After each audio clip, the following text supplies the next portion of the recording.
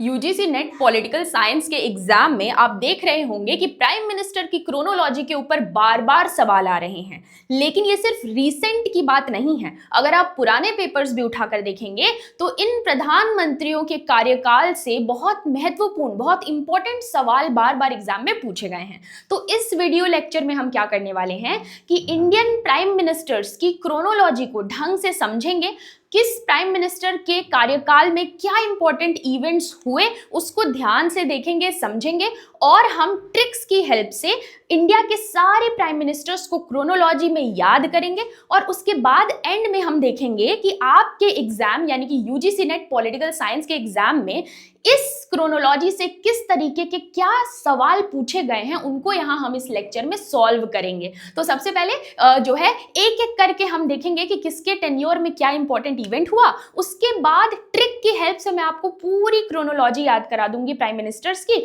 और उसके बाद हम यहाँ पे लाइव सवाल सॉल्व करेंगे जिसमें हम देखेंगे कि कौन से सवाल आपके एग्जाम में पूछे गए हैं और कैसे आप उनको सॉल्व कर सकते हैं, टैकल कर सकते हैं। तो आइए एक एक करके शुरू करते हैं। नेट में बार बार इससे सवाल पूछा गया है जिसका लाइव एग्जाम्पल मैं अभी इसी लेक्चर के एंड होते होते आपको प्रूफ कर दूंगी। देखो, सबसे पहले हमारे प्रधानमंत्री बने जवाहरलाल नेहरू जी। हमारे भारत के, इंडिया के फर्स्ट प्राइम मिनिस्टर बने पंडित जवाहरलाल नेहरू जी। इनका कार्यकाल क्या था? 1947 से 1964 तक ये इंडिया के प्राइम मिनिस्टर रहे।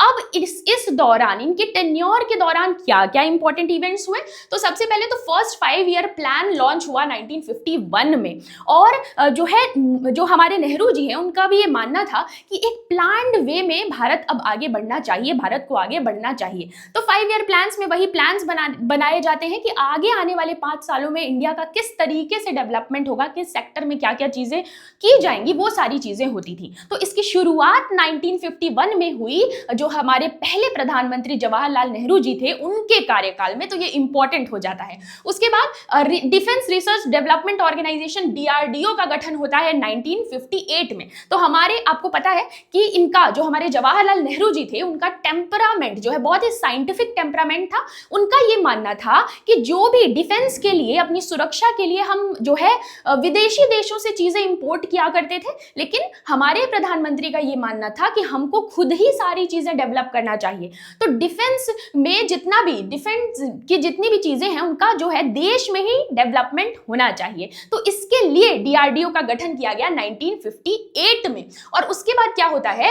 इंडो चाइना वॉर 1962 में इंडिया और चाइना के बीच में जो युद्ध होता है 1962, उसके दौरान भी प्रधानमंत्री कौन थे? जवाहरलाल नेहरू जी थे। और उसके बाद पंचशील एग्रीमेंट, इससे भी पहले, इंडो चाइना वॉर से पहले पंचशील एग्रीमेंट होता है 1954 में। इसकी बहुत अच्छी एक इंटरेस्टिंग सी कहानी है कि 1954 में पहले ये होता है, उसके बाद इंडो चाइना वॉर होता है। तो 1954 में जो है पंचशील एग्रीमेंट साइन होता है इंडिया और चाइना के बीच में। उस वक्त प्रधानमंत्री हमारे जो है कौन थे? जवाहरलाल नेहरू जी। और उन्होंने ये एग्रीमेंट साइन किया और उसको कहा जाता है 5 प्रिंसिपल्स ऑफ पीसफुल कोएग्जिस्टेंस के नाम से भी इस पंचशील एग्रीमेंट को जाना जाता है। जहां पे उसके बाद कौन सा नारा फेमस हुआ? हिंदी चीनी भाई भाई का नारा फेमस हुआ। लेकिन इस एग्रीमेंट के बाद भी हमारे प्रधानमंत्री जी जो है चाइना के साथ ये जो एग्रीमेंट करते हैं पंचशील एग्रीमेंट, उसके बाद भी 1962 में क्या कर देता है? चाइना इंडिया पे अटैक कर देता है। उसके बाद हमारे जो पहले प्रधानमंत्री थे जवाहरलाल नेहरू जी, उनकी फॉरेन पॉलिसी स्ट्रैटेजीज पे सवाल उठाया जाने लगता है और कहा जाता है कि वो बहुत ही आइडियलिस्टिक अप्रोच से आगे बढ़ रहे हैं, इससे काम नहीं चलेगा। इस तरीके से उनको एलिगेशंस झेलने पड़ते हैं। तो 1954 में पंचशील एग्रीमेंट इंडिया और चाइना के बीच में साइन होता है और उसके बाद 1962 में क्या होता है? इंडिया चाइना का वॉर हो जाता है और ये सब जवाहरलाल नेहरू जी के कार्यकाल में होता है। उसके बाद गुलजारी लाल नंदा जी प्रधानमंत्री बनते हैं। ये एक्टिंग प्राइम मिनिस्टर थे। अब मैम, एक्टिंग प्राइम मिनिस्टर क्या होता है?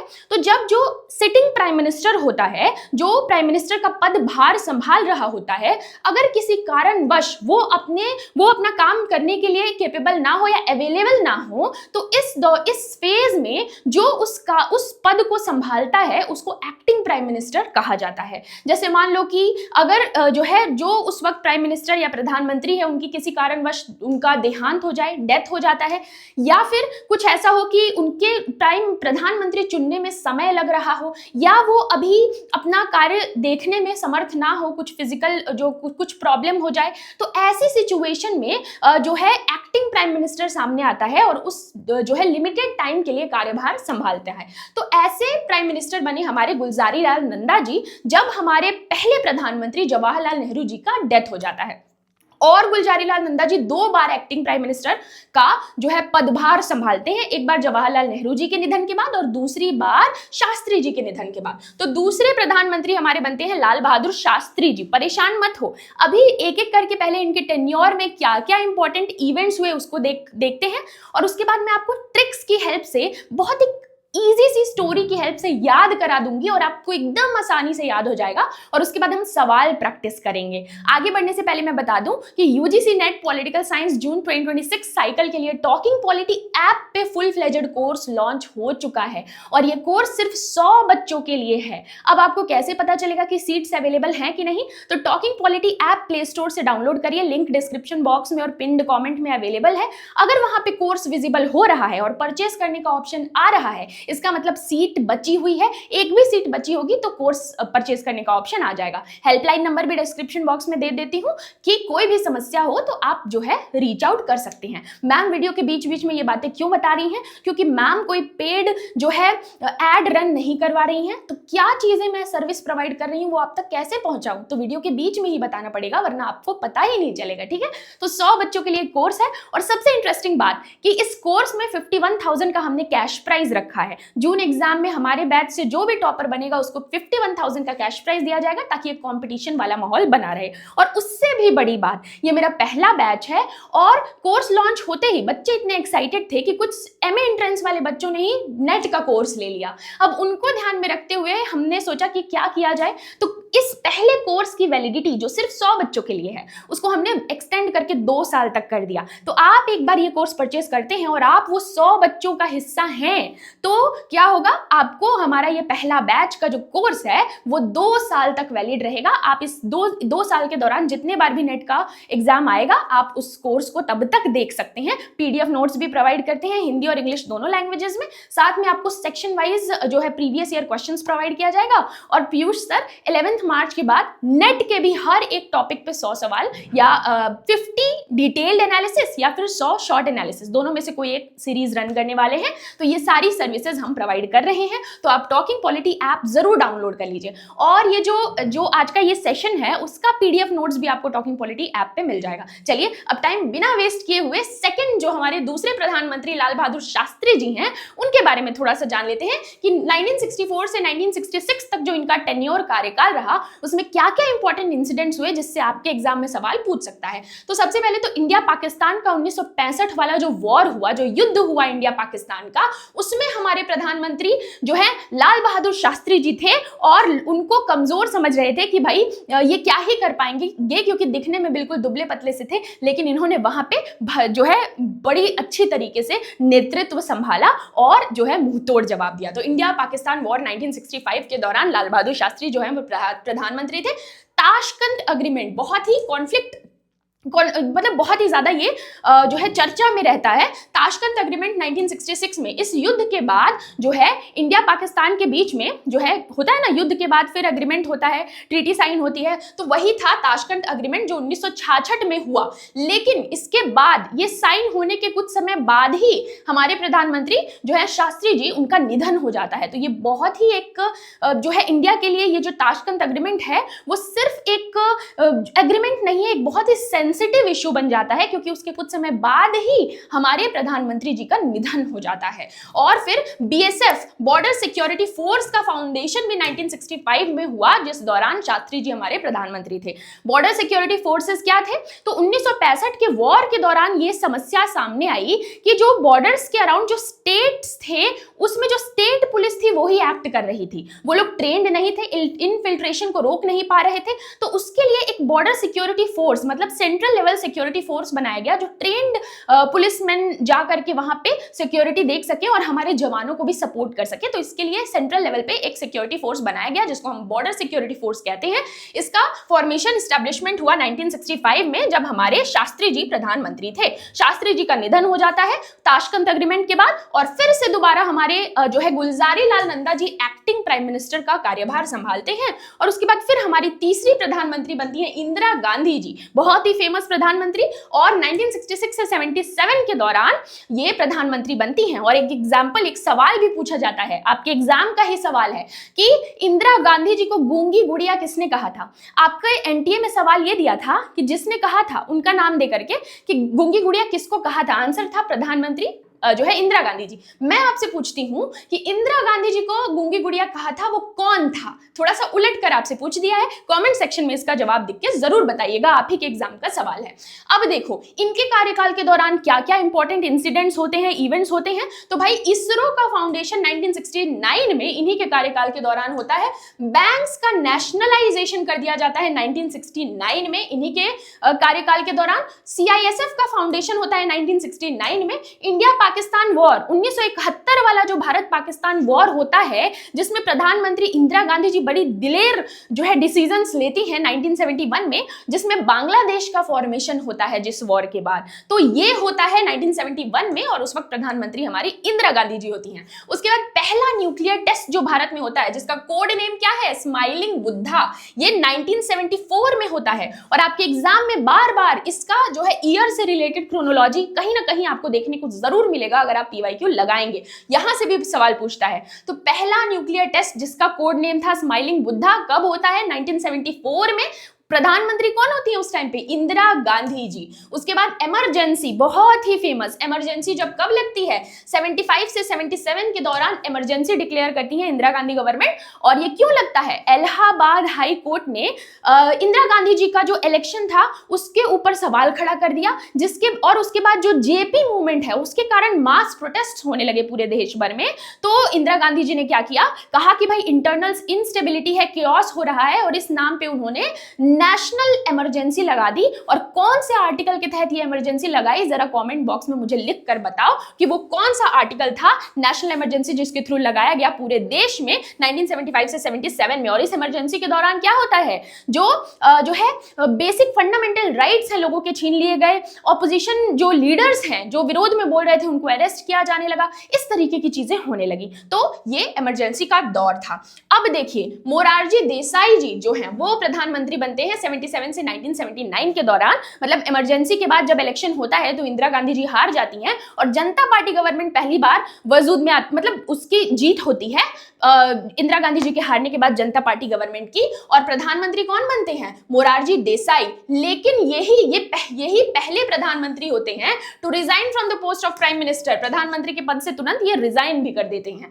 तो पहले प्रधानमंत्री जिन्होंने प्रधानमंत्री प्राइम मिनिस्टर की पोस्ट से रिजाइन किया वो कौन थे, प्राइम मिनिस्टर मोरारजी देसाई। और उसके बाद फिर प्राइम मिनिस्टर कौन बनते हैं, चौधरी चरण सिंह। और ये वो दौर था जब स्टेबिलिटी नहीं थी। इंदिरा गांधी जी के हारने के बाद जनता पार्टी जो है वजूद में आती है और उसके बाद बार बार सरकारें गिरती रहती हैं, ये चीजें होती रहती हैं। तो चौधरी चरण सिंह फिर प्रधानमंत्री बनते हैं और ये पहले ऐसे प्रधानमंत्री बनते हैं जो कभी पार्लियामेंट का वोट ऑफ कॉन्फिडेंस फेस ही नहीं कर पाते हैं। प्राइम मिनिस्टर चुने जाने के बाद अब कॉन्फिडेंस मतलब ये प्रूफ करना होता है कि उनकी मेजॉरिटी है जो है सदन में, तो उसके लिए वोट ऑफ कॉन्फिडेंस होता है। ये तब होता है जब शक हो कि भाई मेजॉरिटी उनकी है कि नहीं है।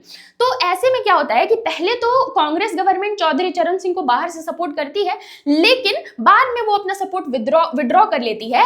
तो जो है वोट ऑफ कॉन्फिडेंस फेस करने से पहले ही चौधरी चरण सिंह जो क्या करते हैं, रिजाइन कर देते हैं। तो वो पहले ऐसे प्रधानमंत्री बनते हैं जो कभी पार्लियामेंट को वोट ऑफ कॉन्फिडेंस के लिए पार्लियामेंट फेस ही नहीं करते हैं। ऐसे पहले प्रधानमंत्री बनते हैं who never face parliament for vote of confidence. उसके बाद जो है हमारी 6th प्राइम मिनिस्टर बनती हैं इंदिरा गांधी जी 1980 से 1980 से 84 के दौर में ये हमारी प्रधानमंत्री बनती हैं। फिर एक 4 साल का स्टेबल फेज आता है जब प्राइम मिनिस्टर इंदिरा गांधी जो है वो प्रधानमंत्री बनती हैं। और national bank for agriculture and rural development, agriculture और रूरल डेवलपमेंट के लिए बैंक, ये इसका एस्टेब्लिशमेंट होता है नाबार्ड का 1982 में इंदिरा गांधी गवर्नमेंट के दौरान ही। उसके बाद क्या होता है, राजीव गांधी राजीव गांधी जी आते हैं, इंदिरा गांधी जी का निधन हो जाता है और जो है गोल्डन टेम्पल इशू, वो सारी चीजें आपको पता होंगी, कभी डिटेल में डिस्कस करेंगे। उनके बॉडीगार्ड ने ही उनको जो है हत्या कर देते हैं और उसके बाद 84 में फिर हमारे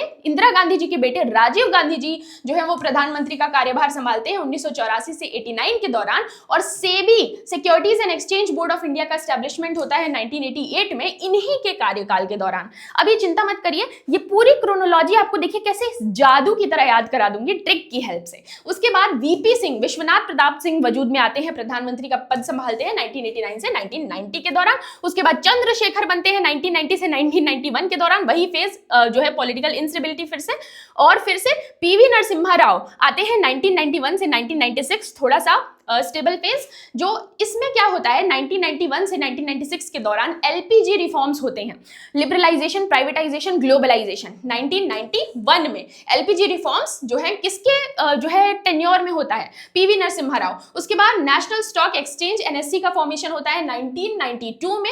और 73rd and 74th constitutional amendment act बहुत इंपॉर्टेंट है, इसका ईयर पूछता है, बताओ लिख करके, ये इन्हीं के कार्यकाल के दौरान होता है। और ये भी बहुत इंपॉर्टेंट है, लुक ईस्ट पॉलिसी 1991 में इसको अडॉप्ट किया जाता है और उस वक्त प्रधानमंत्री कौन होते हैं, पीवी नरसिम्हा राव जी होते हैं। उसके बाद हमारे आते हैं अटल बिहारी वाजपेयी जी। तो पहली बार जब ये 1996 में प्रधानमंत्री बनते हैं तो ये सिर्फ 13 डेज यानी कि 13 दिनों के लिए प्रधानमंत्री बनते हैं। ये शॉर्टेस्ट टेन्योर होता है, मतलब ये ऐसे पहले प्रधानमंत्री हैं जो इतनी कम अवधि के लिए, इतने शॉर्ट टेन्योर के लिए प्राइम मिनिस्टर बनते हैं, केवल 13 डेज के लिए। तो अगर पूछे कि कौन सी प्राइम मिनिस्टर का शॉर्टेस्ट टेन्योर था तो अटल बिहारी वाजपेयी जी का आप नाम बताएंगे। उसके बाद फिर आते हैं हमारे एचडी देवे गौड़ा जी, 1996 से 1997 के लिए वो बनते हैं। उसके बाद इंद्र कुमार गुजराल जी आते हैं और उसके बाद फिर से दोबारा 1998 में 13 महीनों के लिए प्रधानमंत्री बनते हैं अटल बिहारी वाजपेयी जी। और इसी के दौरान पोखरण 2 होता है 1998 में। मीनारे पाकिस्तान जो कि लाहौर में है वो विजिट करते हैं 1999 में। और जो है प्रधानमंत्री ग्राम सड़क योजना 2000 इन्हीं के कार्यकाल में इसकी शुरुआत होती है। और सर्व शिक्षा अभियान वेरी फेमस 2001 जो है इन्हीं के कार्यकाल में इसकी शुरुआत होती है। और उसके बाद हमारे प्रधानमंत्री जी बनते हैं मनमोहन सिंह जी। तो इनके दौरान क्या होता है, इसकी एक चीज और मैं बता दूं कि जो पीवी नरसिम्हा राव जी का जो टेन्योर था जिसमें एलपीजी रिफॉर्म्स हुए थे 1991 में, इसमें prime minister PV Narasimha Rao थे, लेकिन उस वक्त फॉरेन मिनिस्टर हमारे कौन थे, मनमोहन सिंह जी थे, ये याद रखना है एलपीजी रिफॉर्म्स के दौरान। फिर अटल बिहारी वाजपेयी, एचडी देवेगौड़ा, इंद्र कुमार गुजराल, फिर अटल बिहारी वाजपेयी बनते हैं, फिर आते हैं हमारे मनमोहन सिंह। तो national rural employment guarantee act 2005 में आता है जो है रूरल एम्प्लॉयमेंट देने के लिए कि भाई कुछ तो एम्प्लॉयमेंट का जो है सिक्योरिटी हो रूरल एरिया में लोगों के पास। तो उसके लिए 100 डेज एम्प्लॉयमेंट गारंटी एक्ट था ये, जो कि 2005 में आया, 2006 में शुरू एस्टैब्लिश हुआ, वजूद में आया। राइट टू इंफॉर्मेशन एक्ट जो है 2005 इन्हीं के कार्यकाल के दौरान आया। इन्होंने चाइना विजिट किया 2008 में, इंपॉर्टेंट है। आधार की शुरुआत 2009 में इन्हीं के कार्यकाल के दौरान होती है। नेशनल फूड सिक्योरिटी एक्ट 2013 इन्हीं के कार्यकाल में शुरू होता है। ये सब इंपॉर्टेंट चीजें हैं जो इनके टेन्योर में होती हैं, इससे सवाल पूछता है।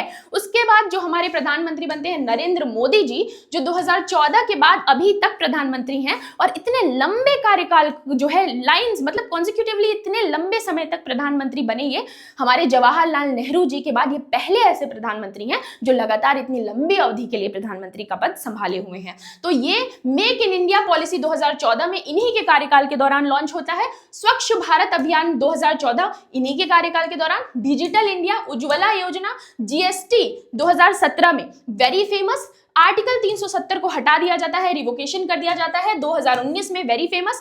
नारी शक्ति वंदन एक्ट 2023 वेरी इंपॉर्टेंट इन्हीं के कार्यकाल में। तो ये कुछ इंपॉर्टेंट इवेंट्स हैं, और भी बहुत सारे इवेंट्स हैं, लेकिन जो मुझे ज्यादा इंपॉर्टेंट लगा मैंने मेंशन किया। अगर आपको भी कुछ पता है तो कमेंट सेक्शन में लिख के बताइए। तो इनके कार्यकाल में हुआ। अब मेन चीज आती है कि मैम ठीक है आपने इतनी सारी बातें तो बता दी, लेकिन अब बताइए कि हम इसको रटे कैसे, याद कैसे करें। तो चलिए अब बिल्कुल आपको पेशेंस के साथ काम लेना है। है। अब आपको ना मैं एक कहानी इमेजिन करवाऊंगी और वो आपको बड़े धैर्य से सुनना है। इसको निमोनिक टेक्निक कहते हैं कि आपका दिमाग अगर पहले कोई स्टोरी सुनता है, हमेशा आपका दिमाग कोई भी नई चीज याद करता है जो पहले से आपको पता हो उससे रिलेट करके। ये हम समझ नहीं पाते हैं, इसी को निमोनिक टेक्निक कहते हैं। तो अगर आपको पहले से मैं एक कहानी सुनाऊं, एक ऐसी कहानी जो आपको फेमिलियर लगे, अतरंगी कहानी जो बहुत अजीब हो, और उससे रिलेट करूं अगर इस चीज को, और अगर आप ध्यान से बैठ के मुझे एक बार सुन लें और इमेजिन कर लें और एक दो बार उसको रिवाइंड करा दे अपने दिमाग में, तो फिर क्या होगा, आपका दिमाग अपने आप उस डेटा को याद कर लेगा। हो सकता है एक समय के बाद आप वो स्टोरी भूल जाएं, लेकिन वो डेटा आप कभी नहीं भूलेंगे। ये ट्राइड एंड टेस्टेड टेक्निक है, मुझसे कभी भी रट्टा नहीं लगाया जाता है। मैं हर चीज के लिए निमोनिक टेक्निक खुद बनाती हूं, ये भी मैंने ही बनाया है। तो आइए मैं आपको सिखाती हूं कि कैसे आप याद कर सकते हैं। एक बार भरोसा करके इसको कोशिश करिए, एक बार 2 मिनट के लिए इमेजिन करिए और उसके बाद वीडियो पॉज करके खुद से उसको याद करने की कोशिश करिएगा। पहली बार डिफिकल्टी होगी, लेकिन एक दो बार आपने प्रैक्टिस करके लिख लिया ना, उसके बाद कभी नहीं भूलोगे, गारंटी दे रही हूं। अभी इसके बाद सवाल लगवाऊंगी, देखना तुम कैसे सॉल्व कर लेते हो, अगर मुझ पे थोड़ा सा 2 मिनट भरोसा करो। तो चलो कहानी इमेजिन करते हैं। अब प्राइम मिनिस्टर यानी प्रधानमंत्री की क्रोनोलॉजी को ट्रिक से याद करना है। तो ट्रिक ऐसा ना हो कि वो किसी अतरंगी चीज से जुड़ा हो, अतरंगी चीज से जुड़ा हो लेकिन प्रधानमंत्री से ही शुरू करते हैं। तो इमेजिन करो पहले प्रधानमंत्री कौन थे, हमारे जवाहरलाल नेहरू जी, इतना तो तुमको पता है। अब यहीं से कहानी बनाना शुरू करते हैं। तो मान लेते हैं कि जवाहरलाल नेहरू जी जो हैं, उनकी जो बेटी है इंदिरा गांधी अपने बेटे राजीव गांधी और पूरे परिवार के साथ विदेश में रहती थी। मान लेते हैं, इमेजिन करिए कि प्राइम मिनिस्टर जवाहरलाल नेहरू जी की जो बेटी है इंदिरा गांधी, वो अपने बेटे राजीव गांधी और पूरे परिवार के साथ विदेश में रहती थी। अब जवाहरलाल नेहरू जी ने सोचा कि ये विदेश में रहती है, चलो इसको कुछ भारत की चीजें सिखाते हैं, शास्त्रीय संगीत वगैरह इसको सिखाते हैं, इसको भारत बुलाते हैं वापस। तो बुलाने जाएंगे उससे पहले रीजन तो बताना पड़ेगा ना कि भाई क्यों बुला रहे हैं। तो जवाहरलाल नेहरू जी अपनी बेटी विदेश में जाते हैं बेटी से मिलने और कहते हैं कि चलो शास्त्रीय संगीत सिखाऊंगा तुम्हें और तुम्हारे पूरे परिवार को, अपने देश चलो। तो जवाहरलाल नेहरू जी शास्त्रीय संगीत सिखाने के लिए अपनी बेटी इंदिरा गांधी को अपने देश वापस लेकर आते हैं।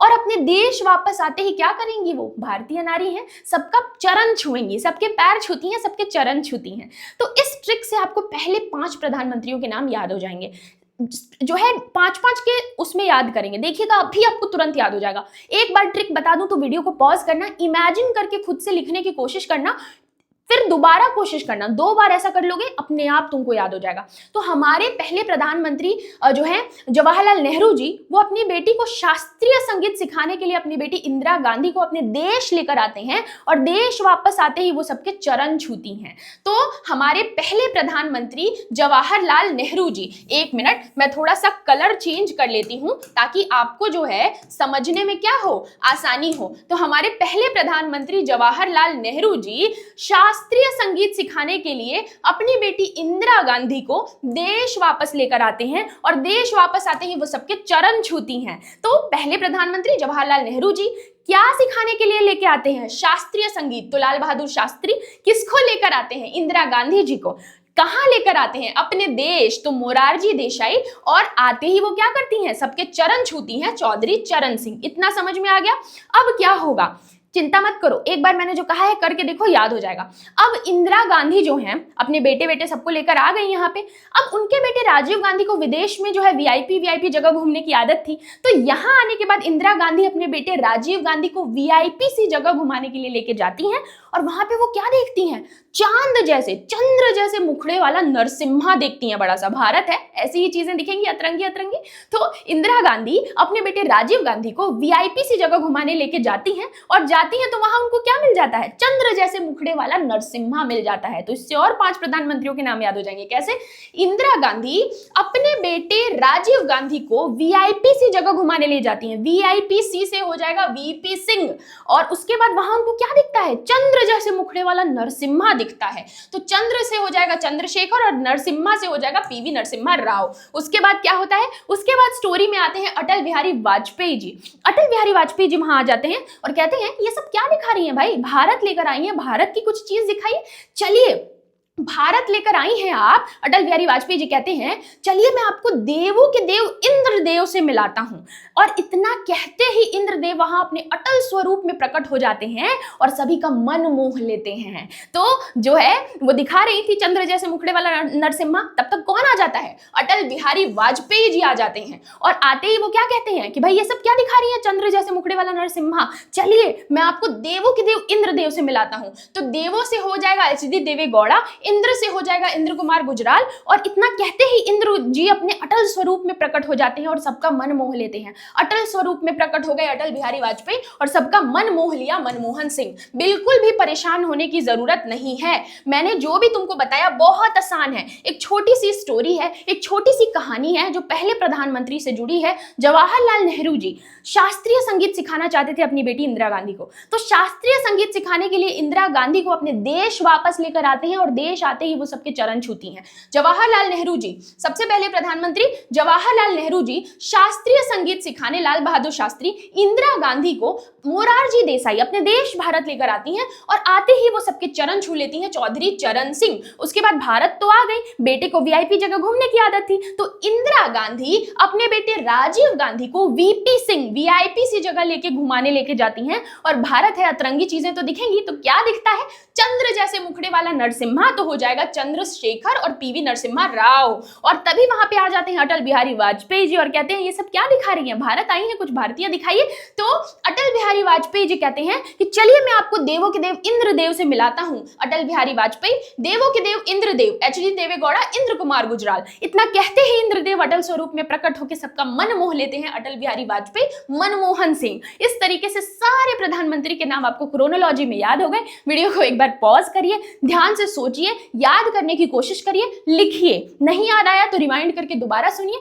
फिर लिखने की कोशिश करिए, 2-3 बार ट्राई करिए, कभी रटना ही नहीं पड़ेगा, ठीक है। अगर आपने ये कर लिया है तो अब आखिरी में कौन बच गए, हमारे नरेंद्र मोदी जी। तो पहले और आखिरी का नाम तो आपको याद है, करना पड़ेगा, पहले जवाहरलाल नेहरू जी और दूसरे आखिरी हो गया अभी तक जो चल रहे हैं इस टाइम पे कौन है, नरेंद्र मोदी जी, तो इनका नाम तो याद रहेगा। उसके बाद चलिए ये मैंने यहाँ पे देखिए पहले से नहीं बताना है, पहले देख लेते हैं कि arrange the following prime ministers of India in chronological order. ये आपके जून 2024 शिफ्ट 2 का सवाल है। आपके exam UGC net political science के जून 2024 शिफ्ट 2 से ये सवाल मैंने उठाया है। देखिए इसको हम किस तरीके से सॉल्व करते हैं। इसमें जो है प्राइम मिनिस्टर्स ऑफ इंडिया के नाम क्रोनोलॉजिकल ऑर्डर में लगाने हैं, और यहाँ पे ये इनके नाम लिखे हुए हैं, और ये इतने रैंडम बीच से उठाए नाम है कि जब तक आपको पूरा याद नहीं होगा आप ये सवाल सॉल्व नहीं कर पाएंगे। तो चलिए अब अपनी ट्रिक को याद करते हैं, और जैसे जैसे ट्रिक में प्राइम मिनिस्टर्स के नाम आते जाएंगे वैसे वैसे हम 1 2 3 4 मार्क करते जाएंगे। तो सबसे पहले कहानी क्या थी कि प्राइम मिनिस्टर जो पहले प्रधानमंत्री हैं जवाहरलाल नेहरू जी, वो अपनी बेटी को शास्त्रीय संगीत सिखाना चाहते थे। अभी तक कोई नाम आया, जवाहरलाल नेहरू जी शास्त्रीय संगीत सिखाने के लिए इंदिरा गांधी को अपने देश वापस लेकर आते हैं मोरारजी देसाई। मिल गए, पहले एक मिल गए मोरारजी देसाई। उसके बाद क्या होता है, देश वापस आते ही वो तो वापस आती हैं, सबके चरण छू लेती हैं, तो हो गए चौधरी चरण सिंह, चरण छू लेती हैं। उसके बाद अब बेटे को तो विदेश में रहने की आदत थी, तो इंदिरा गांधी वीआईपी से जगह देखने की आदत थी, तो अब यहाँ आने के बाद इंदिरा गांधी राजीव गांधी को लेके वीआईपी से जगह जाती हैं। इंदिरा गांधी राजीव गांधी को लेके वीआईपी से जगह, देखिए मिल गए विश्वनाथ प्रताप सिंह, ये हो गए।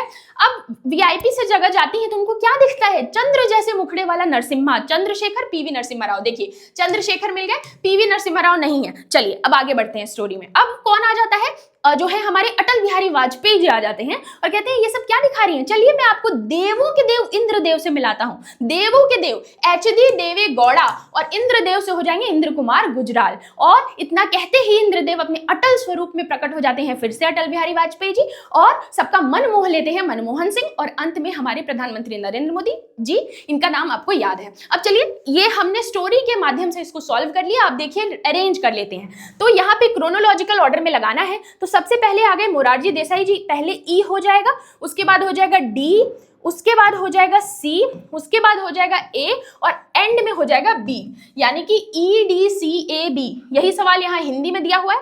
क्या आंसर था, E D C A B. चलिए देखते हैं E D C A B कहाँ लिखा है।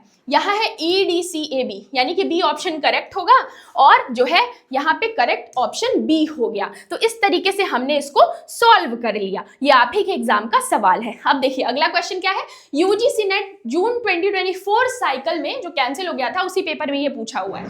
पूछा है कि कौन से which Indian prime minister has visited Minar Pakistan in Lahore, यानी कि भारत के कौन से वो प्रधानमंत्री हैं जिन्होंने लाहौर के मीनार पाकिस्तान को विजिट किया। कब किया था? 1999 में। उस दौरान कौन प्रधानमंत्री थे?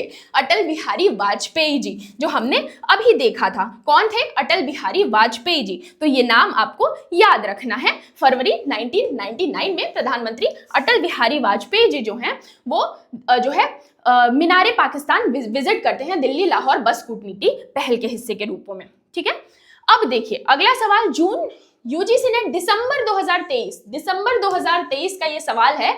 क्या सवाल है? Which year did prime minister Manmohan Singh visit China, यानी प्रधानमंत्री मनमोहन सिंह ने किस वर्ष चीन की यात्रा की? 2008 में। किस वर्ष की थी? 2008 में जो है चीन की यात्रा की थी। उसके बाद क्या सवाल है? During whose government the look east policy, यहाँ पे मैं ईयर लिखना भूल गई हूँ, लेकिन ये भी आपके नेट का ही सवाल है। यहाँ पे ईयर मेंशन करना मैं भूल गई हूँ, लेकिन ये भी आपके यूजीसी नेट का ही सवाल है कि which during whose government the look east policy was adopted. Look east policy किसके कार्यकाल के दौरान, किस प्रधानमंत्री के कार्यकाल के दौरान अडॉप्ट किया गया था? अटल बिहारी वाजपेयी जी, नरेंद्र मोदी, मनमोहन सिंह के, पीवी नरसिम्हा राव। और आपको पता है अभी हमने डिस्कस किया था, पीवी नरसिम्हा राव के कार्यकाल में लुक ईस्ट पॉलिसी 1991 में अडॉप्ट किया गया था। तो ये हमारे कुछ सवाल हो गए जो हमने देख लिए। अब एक बार फिर से हमने क्या देखा इस वीडियो में? हमने पहले जो भी हमारे प्राइम मिनिस्टर्स हैं उनके टेन्योर कार्यकाल में क्या क्या इंपॉर्टेंट इवेंट्स हुए उसको एक एक करके डिस्कस किया। एक्टिंग प्राइम मिनिस्टर क्या होता है वो हमने इस वीडियो में जाना, और उसके बाद हमने पूरी क्रोनोलॉजी जो प्राइम मिनिस्टर्स की थी उसको एक इंटरेस्टिंग कहानी की हेल्प से याद किया, और उसके बाद हमने यूजीसी नेट पॉलिटिकल साइंस में इस सिलसिले में पूछे गए सवालों को डिस्कस किया और सॉल्व किया। अब मैं आपको बता दूं कि यूजीसी नेट पॉलिटिकल साइंस का full fledged course talking polity app पे लॉन्च हो चुका है, और ये जो पीडीएफ है इसका पीडीएफ भी आपको हमारे टॉकिंग पॉलिटी ऐप जब आप डाउनलोड करेंगे तो वहां पे यूट्यूब नोट्स करके एक सेक्शन होगा, वहां पे इसका जो है पीडीएफ मैं अपलोड कर दूंगी। अगर अभी नहीं दिख रहा होगा तो 1-2 दिन में चेक कर लेना, मैं वहां अपलोड कर दूंगी, वहां से आप जो है डाउनलोड कर सकते हैं। तो जो है टॉकिंग पॉलिटी ऐप जो है जरूर डाउनलोड करिए। और अगर आप जून 2026 साइकिल की तैयारी कर रहे हैं तो 100 स्टूडेंट्स के लिए हमने अपना कोर्स लॉन्च किया है, तो आप उसमें एनरोलमेंट ले सकते हैं। यहां हम क्या क्या प्रोवाइड करते हैं? सबसे पहले तो 51,000 का हम कैश प्राइज प्रोवाइड कर रहे हैं ताकि कंपटीशन बना रहे। दूसरी बात, बच्चों कुछ सीयूईटी पीजी वाले बच्चों ने ज्वाइन कर लिया है, तो सिर्फ इस बैच के लिए हमने क्या किया है, इसी कोर्स की वैलिडिटी जो सिर्फ 100 बच्चों के लिए है 2 साल तक एक्सटेंड कर दी है। और जो भी आपका डाउट है, आप हेल्पलाइन नंबर दिया हुआ है डिस्क्रिप्शन बॉक्स में, सारे डिटेल्स हैं, पिन्ड कमेंट में भी है, आप वहां से जाकर के रीच आउट कर सकते हैं। दूसरी चीज, सीयूईटी पीजी पॉलिटिकल साइंस का जो बच्चे 11 मार्च को एग्जाम देने वाले हैं उनके लिए 1 टॉपिक 100 क्वेश्चंस की सीरीज पीयूष सर चला रहे हैं, वो भी आप हमारे चैनल के लाइव सेक्शन में जाके देख सकते हैं। उसकी प्लेलिस्ट का लिंक मैं पिन कर दूंगी। आप जो नेट वाले बच्चे हैं उसके लिए भी वो प्लेलिस्ट बहुत इंपॉर्टेंट है। लेकिन 11 मार्च के बाद जो हमारे पीयूष सर हैं वो यूजीसी नेट के लिए भी हर टॉपिक के ऊपर या तो डिटेल्ड 50 क्वेश्चंस या तो रैपिड 100 क्वेश्चंस, दोनों में से कोई एक आपसे बात करके डिसाइड कर लेंगे, सीरीज लेकर आएंगे। तो जल्दी जल्दी जो भी बच्चे एनरोल होना चाहते हैं ज्वाइन कर सकते हैं। कैसे पता चलेगा सीट्स अवेलेबल है कि नहीं? अगर आपको कोर्स विजिबल दिख रहा है और परचेज करने का ऑप्शन आ रहा है, इसका मतलब सीट बची है, एक भी सीट बची होगी तो कोर्स विजिबल रहेगा। जैसे ही सीट्स फुल हो जाएंगी वहां से अनपब्लिश कर दिया जाएगा। तो चलिए इसी तरीके से एक एक करके वीडियोस लेकर आऊंगी टिप्स एंड ट्रिक्स के साथ और माइंड मैप्स के साथ, ताकि इस एग्जाम को अगर एनटीए इंटेलिजेंट है तो हम भी कुछ कम नहीं है। अगर वो नए नए हथियार फैक्ट्स के निकाल रहा है तो हम भी निमोनिक टेक्निक्स के अलग अलग हथियार से पलट वार करने के लिए पूरी तरीके से तैयार हैं। तो चलिए, अगर वीडियो अच्छा लगा, बहुत मेहनत लगती है यार बनाने में ये सारा कंटेंट, और अगर अच्छा लग रहा है तो प्लीज एक तो शेयर करो, एक तो अपने दोस्त को या अपने किसी एक ग्रुप में शेयर करो, ताकि जो हमारा ये मिशन है कि किताबों से बाहर जिंदगी तक पॉलिटिकल साइंस को पहुंचाना है, उसमें कुछ तो योगदान दो। इस वीडियो को अपने दोस्तों तक पहुंचाओ अगर तुमको लगता है कि ये वर्थ इट है तो। अगर नहीं लगता है तो कोई बात नहीं, वर्थ इट लगता है तो अपने किसी एक व्हाट्सएप ग्रुप में या अपने दोस्त के साथ जरूर शेयर कर दीजिए, लाइक कर दीजिए और कॉमेंट सेक्शन में एक फीडबैक देकर के जरूर जाइए। तो मिलती हूं आपसे नेक्स्ट वीडियो में, तब तक के लिए goodbye, good luck, keep doing hard work. So best of hard work.